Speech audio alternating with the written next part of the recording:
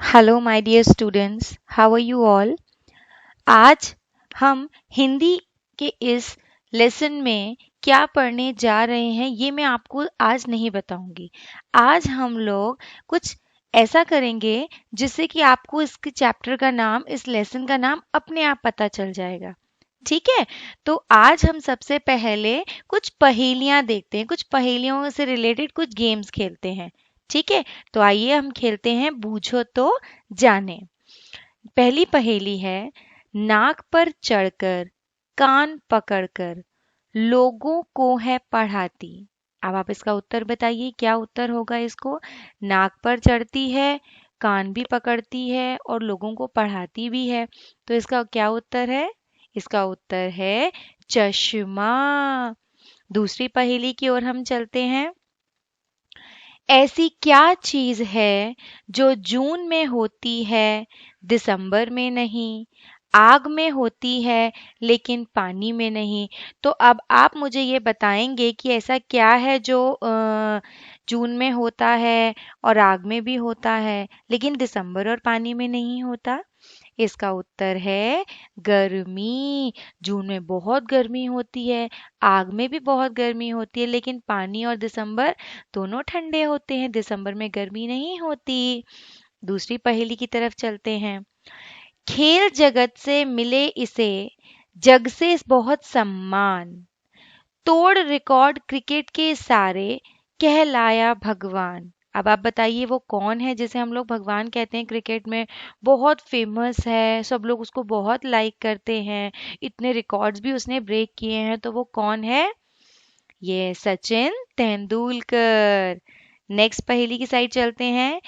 Pink city यह कहलाता है, हवा महल है इसकी शान, राजस्थान की है राजधानी, झटपट बूझो इसका नाम। अब आप बताओ ये क्या होगा। यहाँ पे पिंक सिटी भी है, हवा महल भी है, ये राजस्थान की राजधानी भी है, राजधानी यानी कैपिटल भी है। तो ये क्या होगा। इसका मतलब हम किसी शहर के बारे में बात कर रहे हैं। तो वो कौन सा शहर है। वो शहर है जयपुर। तो अभी हमने ये चार पहेलियों में कुछ ऐसे शब्द आए जिसमें किसी का नाम था, किसी की भाव थे, कोई किसी वस्तु का नाम था और किसी जगह का नाम था। अगर हम पहली पहेली को देखें तो उसमें हमने बात की है चश्मा। तो चश्मा एक वस्तु है। दूसरी पहेली में हमने भाव की बात की है गर्मी, तो हमें गर्मी लग रही है। फिर हमने बात की है किसी के नाम की, क्रिकेटर की एक, तो वो कौन है, सचिन तेंदुलकर। और फिर हमने बात की है यहाँ पे जगह की, यानी प्लेस की। तो संज्ञा। अब ये सब क्या हुआ, सारे मिला के इन सबको हमने क्या बोला, किसी के नाम को, किसी जगह को, किसी वस्तु को या भाव को हमने क्या बोला। इन सबको हम मिला के क्या बोल सकते हैं, संज्ञा। तो आज के हमारे चैप्टर का क्या नाम है, संज्ञा। तो आज हम संज्ञा के बारे में पढ़ने जा रहे हैं। आइए आप और हम मिलके शुरू करते हैं। पाठ 4 हिंदी व्याकरण में संज्ञा पढ़ने जा रहे हैं। ठीक है। आज हम पढ़ेंगे कि संज्ञा किसे कहते हैं, संज्ञा के कितने भेद होते हैं। ओके। तो मैं आज जिस तरह से शुरू करने जा रही हूँ, तो उससे हम ये सीखेंगे कि संज्ञा कैसे हम पता कर सकते हैं कि ये चीज संज्ञा है। जब किसी व्यक्ति का नाम आए या कोई जगह बतलाए, वस्तु हो या मन का भाव, संज्ञा होती नाम सबका। मैं फिर से दोहराती हूँ। जब किसी व्यक्ति का नाम आए या कोई जगह बतलाए, वस्तु हो या मन का भाव, संज्ञा होती नाम सबका। तो हम संज्ञा के बारे में पढ़ने जा रहे हैं। तो संज्ञा किसे कहते हैं। किसी प्राणी, वस्तु, स्थान या भाव के नाम को संज्ञा कहते हैं। मैं फिर से दोहराती हूँ। किसी प्राणी, वस्तु, स्थान या भाव के नाम को संज्ञा कहते हैं। अब हम थोड़ा और विस्तार में जानते हैं कि प्राणी में क्या आता है, वस्तु में क्या आता है, स्थान या भाव में क्या क्या बातें आती हैं। कुछ ध्यान देने योग्य बातें हैं। प्राणी वे होते हैं जिनमें प्राण या जीवन होता है, जैसे मनुष्य, पशु पक्षी, कीटाणु और अन्य जीव जंतु। मनुष्यों में अब क्या आ सकता है, जैसे कि नाम किसी का रमन, गीता, सीता, उनके संबंधों के नाम, संबंध यानी रिलेशनशिप, दादाजी, भाई बहन, चाचा चाची, उनके समूहों के नाम, समूह यानी ग्रुप ऑफ पीपल, जैसे खिलाड़ी, अभिनेता, गायक आदि शामिल होते हैं। अन्य प्राणियों में पशु पक्षी, कीट आदि के नाम, जैसे शेर, बिल्ली, मछली, कछुआ, तितली, चिड़िया, कबूतर, ये सब आते हैं। अब हम बात करते हैं वस्तुओं में। वस्तुओं में सभी निष्प्राण चीजें, निष्प्राण यानी जिनमें जान ही नहीं होती, जिनमें प्राण नहीं होते, झूला, कुर्सी, टेबल, कार आदि। अब स्थानों की बात करते हैं। स्थानों से तो आप समझ ही गए होंगे, किसी भी जगह का नाम। स्थानों में जगहों के नाम आते हैं, जैसे दिल्ली, बगीचा, इमारत, अस्पताल, तालाब, है ना, कुतुब मीनार, ताजमहल, ये इमारतों के नाम हो गए। ठीक है।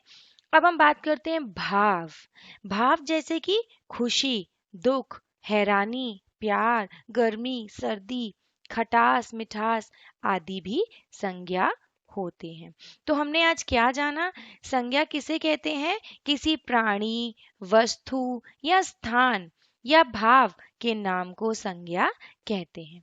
अब हम जानेंगे कि संज्ञा के भेद कितने होते हैं। संज्ञा के 3 भेद होते हैं जो हमें आज पढ़ने हैं, जैसे कि व्यक्तिवाचक संज्ञा, जातिवाचक संज्ञा और भाववाचक संज्ञा। अब सबसे पहले हम जानते हैं कि व्यक्तिवाचक संज्ञा क्या होती है। जिन शब्दों से किसी व्यक्ति, विशेष व्यक्ति, प्राणी, वस्तु अथवा स्थान का बोध हो, उसे व्यक्तिवाचक संज्ञा कहते हैं। क्या कहते हैं?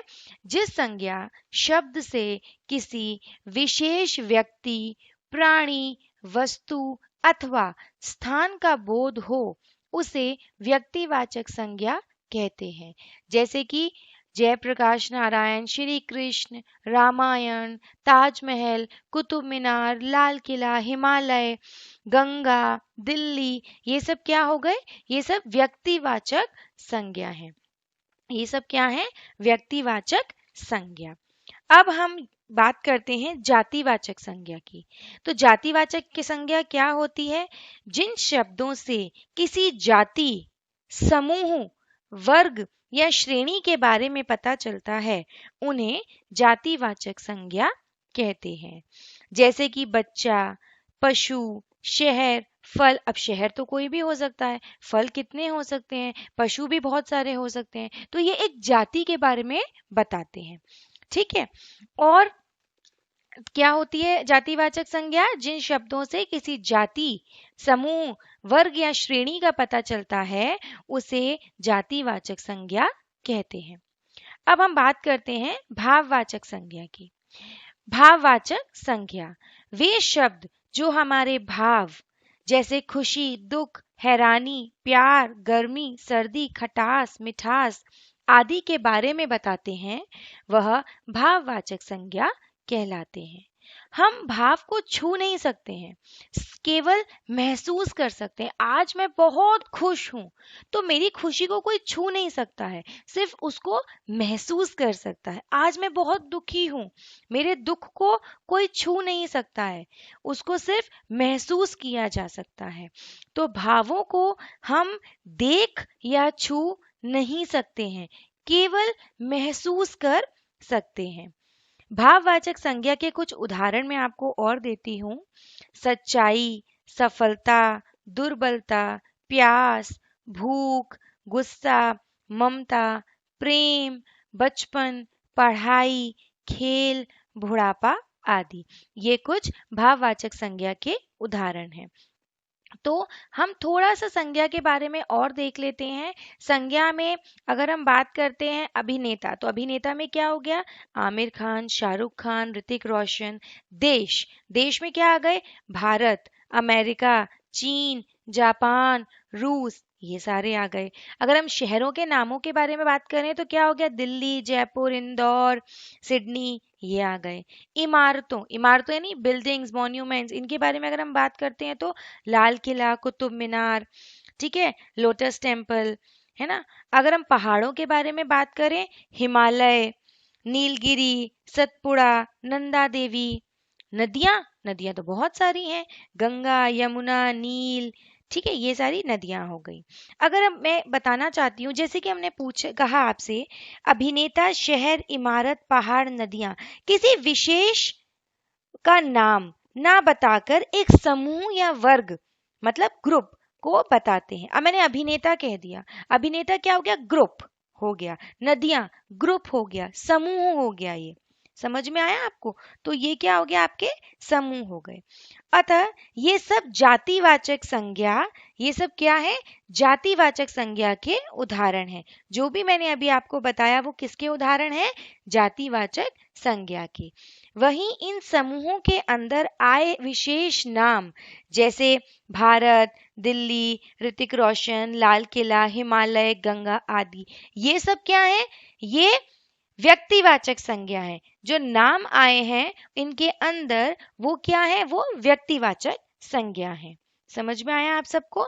तो आज हमने किस बारे में पढ़ा, आज हमने पढ़ा कि व्यक्तिवाचक संज्ञा क्या होती है, भाववाचक क्या होती है, और हमने संज्ञा के भेद के बारे में पढ़ा, हमने जातिवाचक संज्ञा के बारे में पढ़ा, और संज्ञा की परिभाषा के बारे में जाना। तो अब मैं आप लोगों से अलविदा लेती हूँ। अगले हफ्ते हम फिर मिलेंगे एक नए टॉपिक के साथ में, और तब तक के लिए आप लोग स्वस्थ रहें, खुश रहें, और आप सबको बहुत बहुत बहुत सारा प्यार मेरी तरफ से। धन्यवाद। Good bye. Have a nice day everyone.